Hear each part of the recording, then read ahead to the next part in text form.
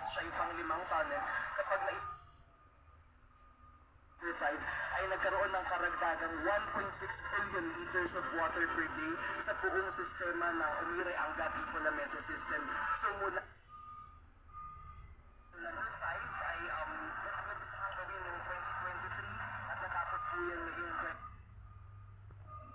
and bid for both teams.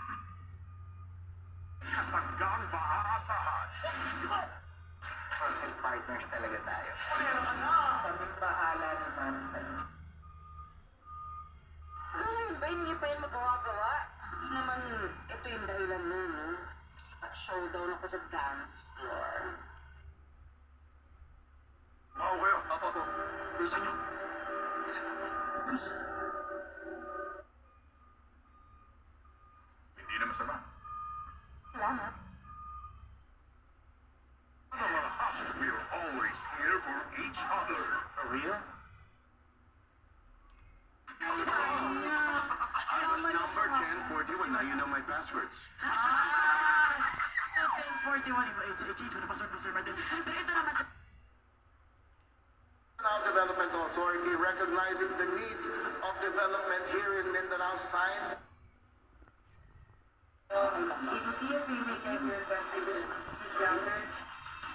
this will be the first of many engagements. AI-powered artificial intelligence, ginamitan ng AI, at pwede rin pong ma-access sa smartphone. Tampok din umano sa portal ang AI chatbot na kayang makipag-usap sa Tagalog at Ingles o alinmang regional.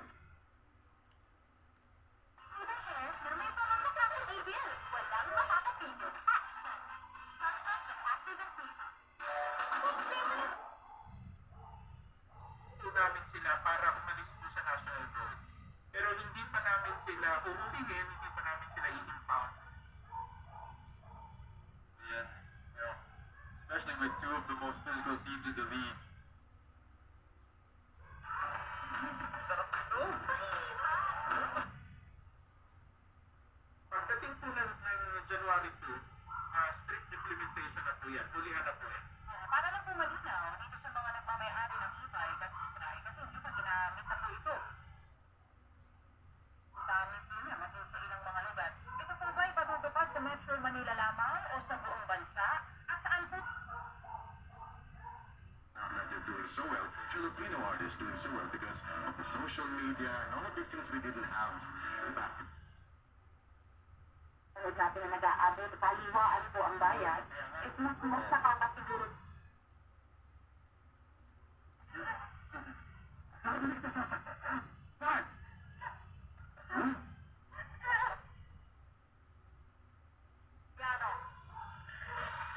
Anyone?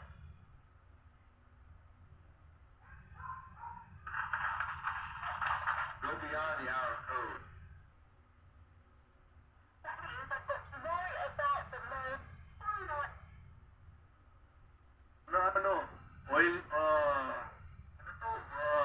Ukraine war. Tight supply. Tight supply, baba na presyo. Para ng lolo mo. Naman, tutuloy na nila ang modernization. Hindi. At pero sinuspend mo na yung bibili ng mga e-bike. Teka muna, wala pa ka sa batas. Noong September, tapos yung sa pula, October,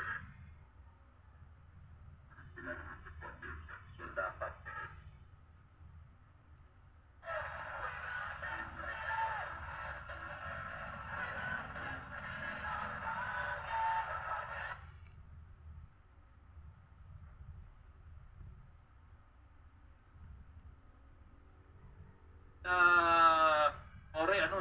pinalabas nila na ang DOJ ay isang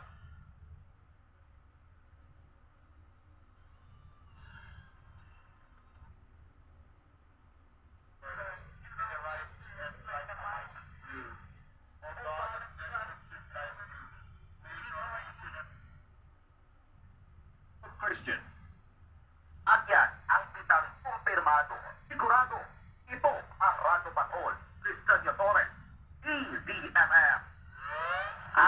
masipag nating radyo patrol, susundan pa ng isa pa, mga residenteng nasunugan sa Barangay 164 Caloocan.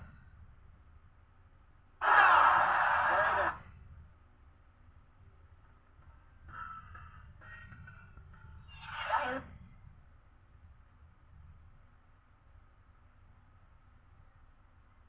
as a former